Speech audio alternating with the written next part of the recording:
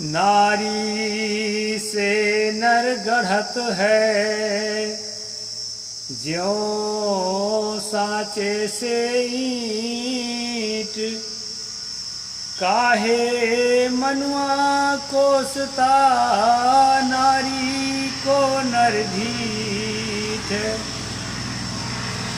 नमस्कार दोस्तों, मैं अविनाश दास रेशनल कबीर यूट्यूब चैनल में आप सबका हार्दिक स्वागत करता हूं। साथियों, यदि चैनल को सब्सक्राइब नहीं किए हैं तो सब्सक्राइब जरूर करें। जन जन तक शेयर करके पहुंचाएं अपने सभी ग्रुपों में, सभी साथियों के पास। बेल आइकन को प्रेस करें, ऑल नोटिफिकेशन ऑन रखें ताकि हर नया अपडेट आप तक पहुंच सके। लाइक और कमेंट जरूर करें दोस्तों। मैंने एक छोटी सी साखी आपके सामने रखी है, उसका संक्षेप में अर्थ कर देता हूँ। फिर दोस्तों, कई दिन से गैप हो गया, ये मनुस्मृति के स्ट्रीम को हम आगे बढ़ाएंगे। अभी मैं बराबर समय नहीं दे पाता हूँ दोस्तों, क्योंकि रोजमर्रा के कार्यों में समय देना पड़ जाता है। नारी से नर गढ़त है,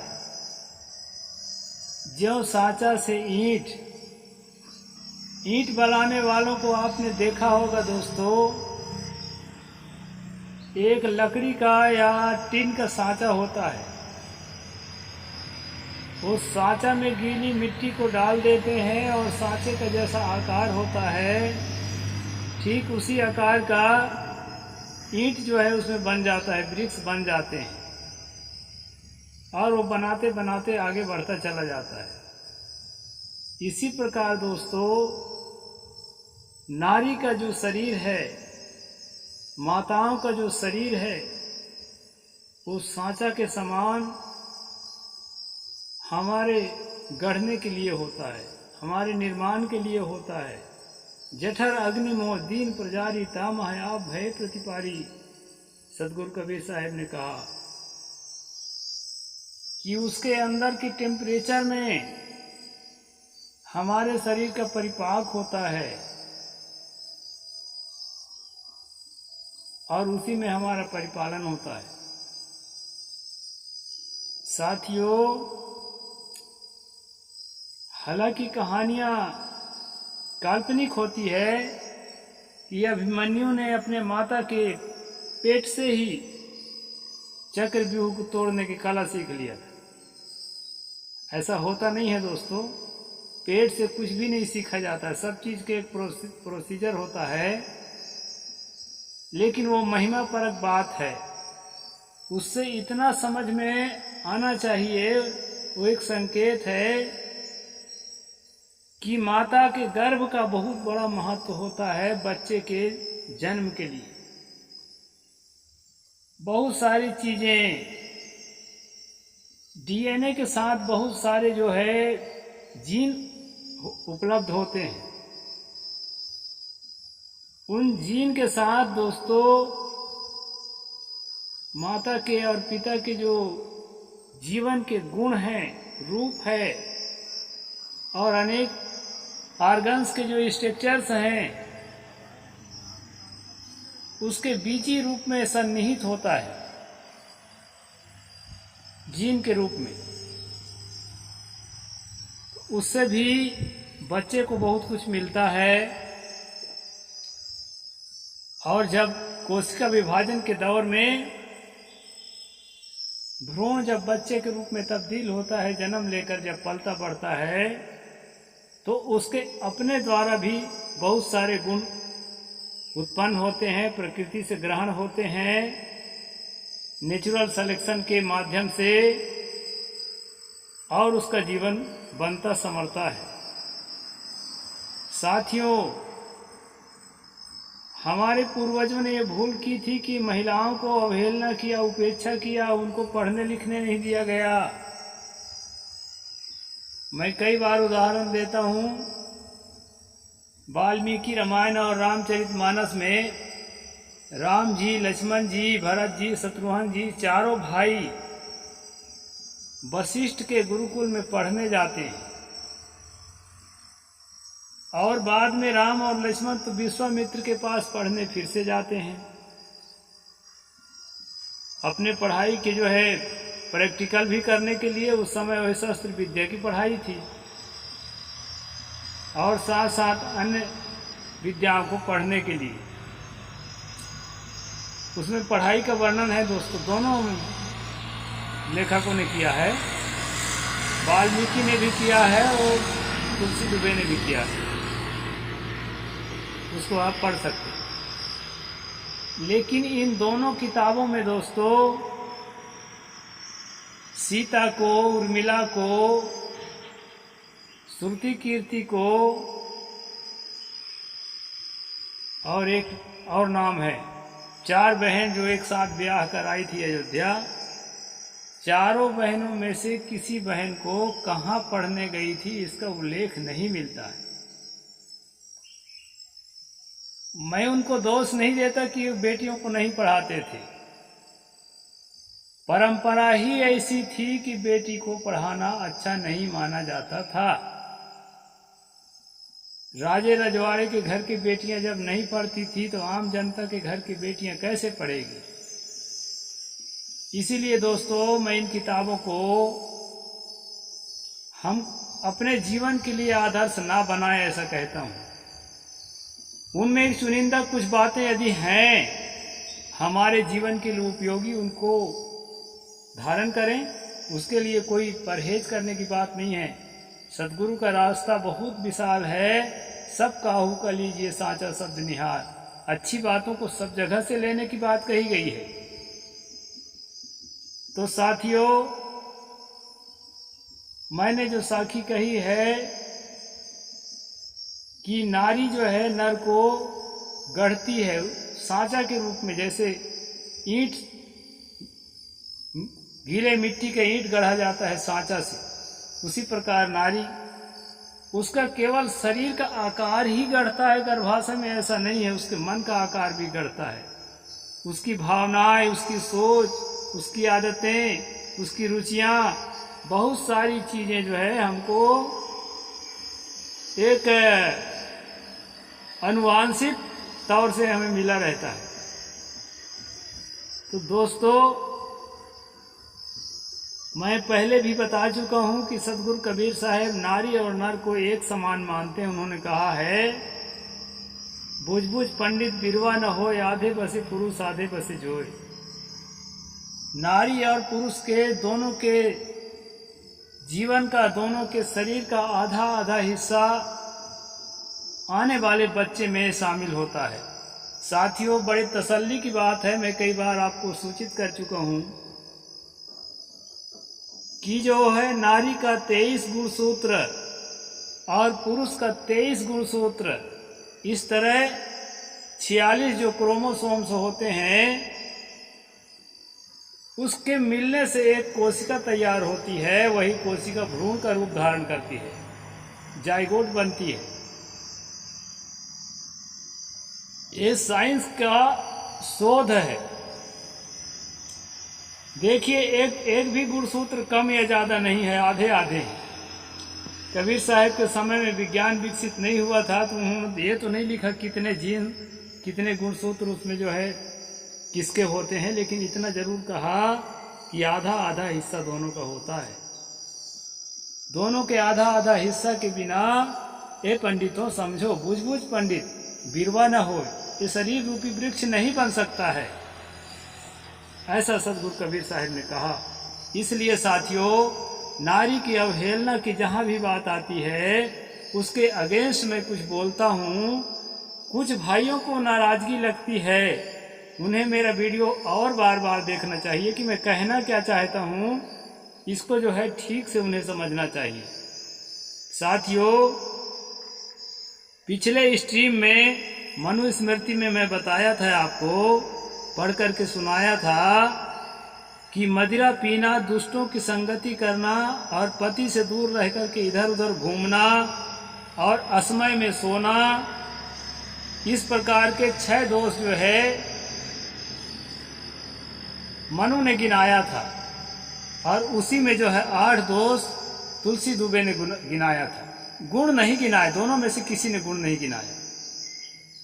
कष्ट मुझे इस बात की है कि नारियों को केवल अवगुण का खान बता दिया जाता है, पुरुषों को केवल गुण का खान, जबकि आज मैं इस चरोटा में बैठे बैठे देख रहा हूं कि सबसे ज्यादा शराबी पुरुष वर्ग के लोग हैं, सबसे ज्यादा अलग थलग घूमने वाले घुमक्कड़ पुरुष वर्ग के लोग हैं, और अन्य तरह के जो बुरे कर्म है उसमें भी पुरुषों की संख्या ही ज्यादा है। इसलिए धर्मशास्त्रों में जो बातें लिखी है उससे हटकर कुछ बात मैं जरूर करता हूँ, क्योंकि फील्ड में जो देखा जाता है उसको भी तो शामिल करना पड़ेगा।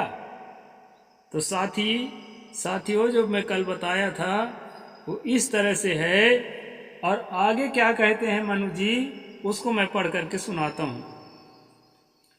नयता रूपम परिच्छन्ते नासाम वयसी संस्थितः सुरूपम वा विरूपम वा पुमानित्येव भुंजते।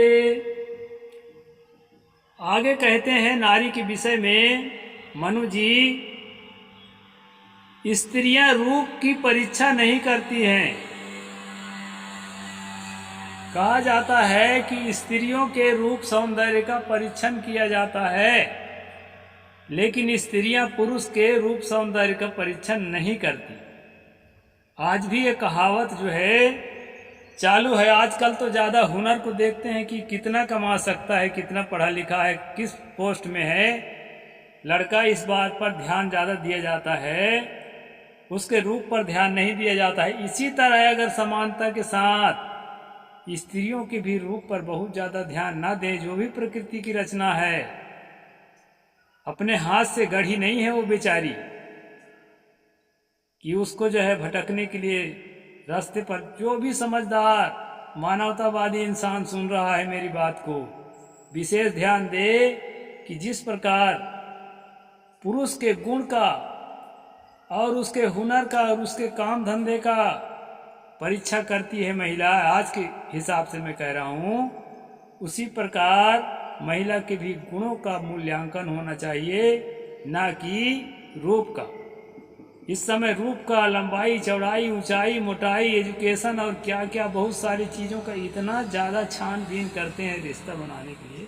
छानबीन करें मना नहीं है, लेकिन कुछ ऐसी चीज़ों का छानबीन करें जो जीवन को संवारने वाली चीज़ें हैं, और ऐसी चीज़ों फिजूल की चीज़ों का छानबीन करना फिजूल ही है।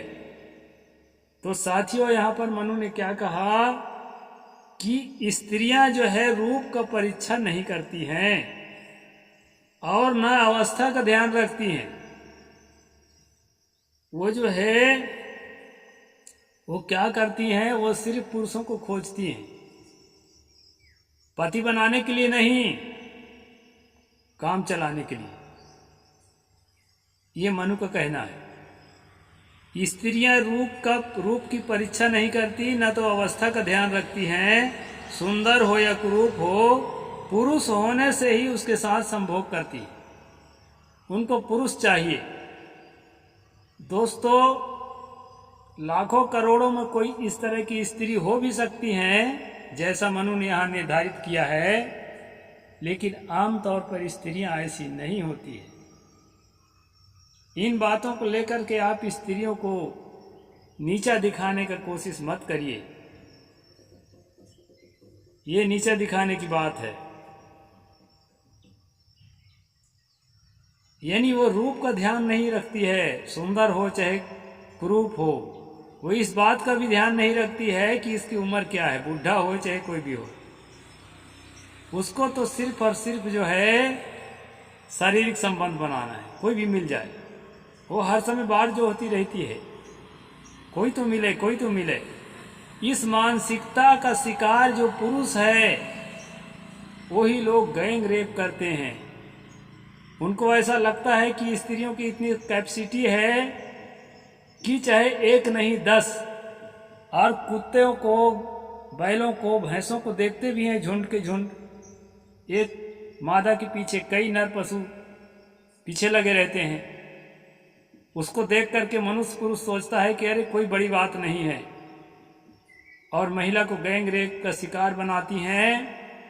और जब छटपटाने लगती है, कराहने लगती है, तड़पने लगती है, तो सबूत मिटाने के चक्कर में उसकी हत्या कर देते हैं, मिट्टी तेल जाल के जला देते हैं, जैसा कि अभी आप पिछले साल सुने थे हाथरस में और कहाँ कहाँ बहुत जगह में।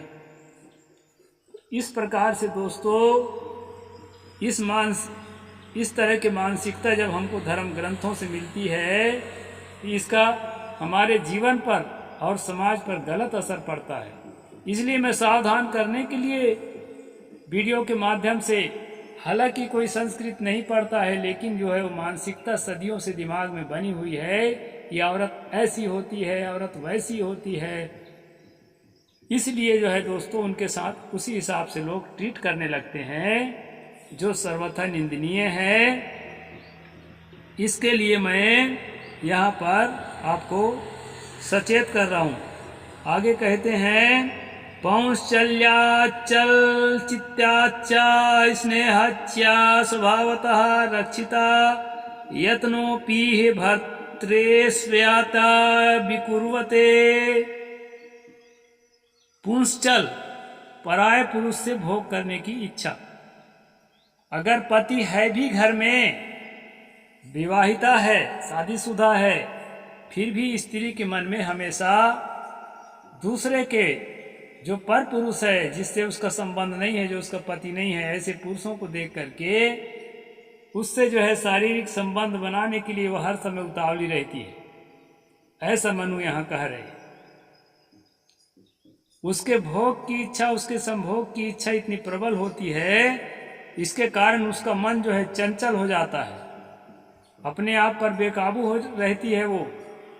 आगे कहते हैं, चंचलता से और स्वभाव से ही स्नेह न होने के कारण घर में यत्न पूर्वक रखने पर भी स्त्रियां पति के विरुद्ध काम करती हैं।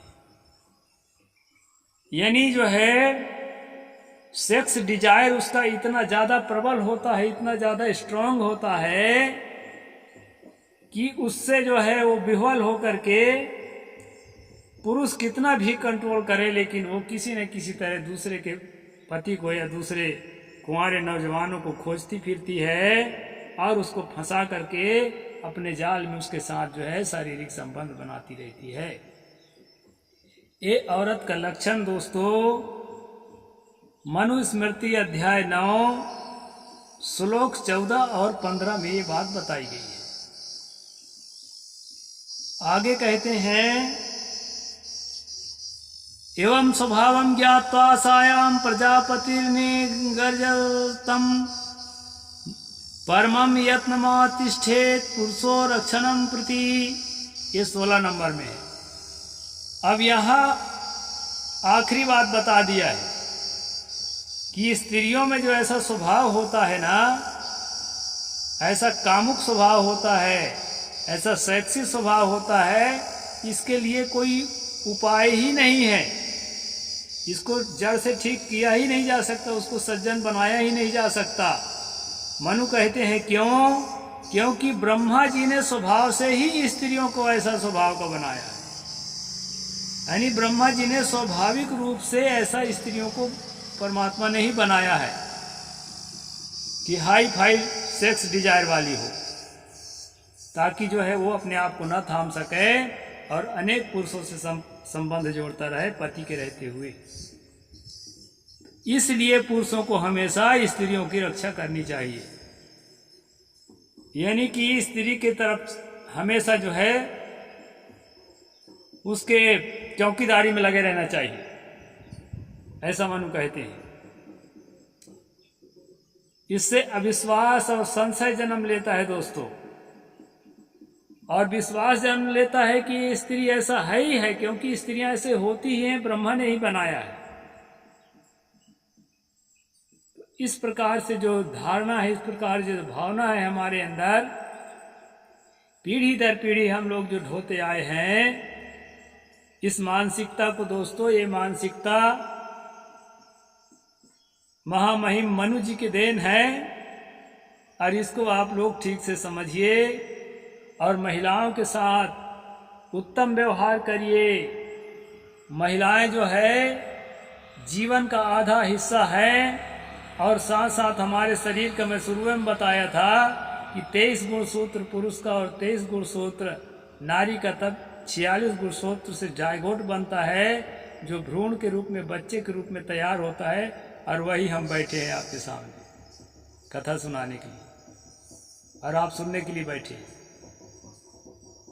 इसलिए दोस्तों, कबीर साहब ने कई बार अपनी वाणी में कहा है कि नारियों को शिक्षित करो, नारियों को सुसंस्कृत करो, और नारियों को सत्संग में लगा करके उसके मन में पवित्र भावना का भाव भरो।